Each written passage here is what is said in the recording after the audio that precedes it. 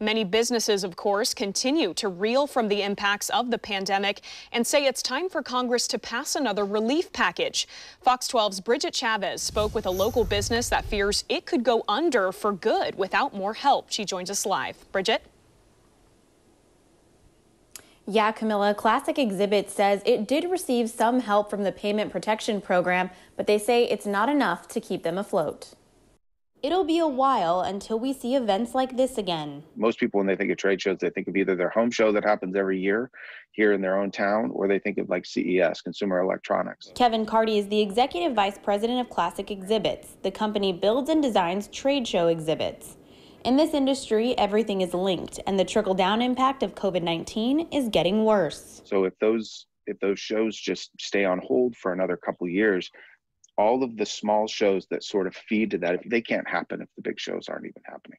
In a typical year, he says the company usually does about 2,000 shows. This year, he says they likely won't break 500. Industry-wide, we typically drive between $1 and $1.2 trillion to the GDP every year. That's the live industry as a whole.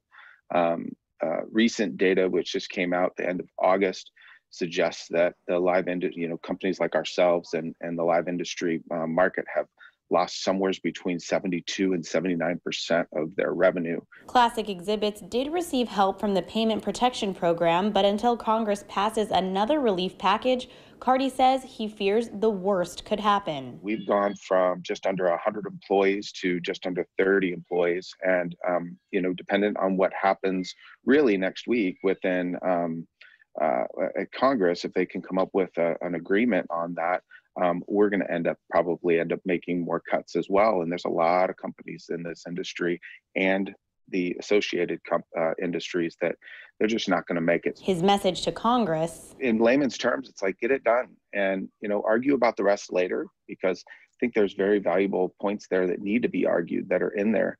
But the stuff that you agree on, it's like carve it off and get it done.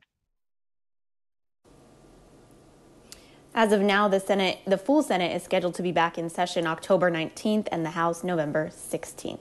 Live from Northwest Portland, BRIDGET CHAVEZ, Fox 12 Oregon.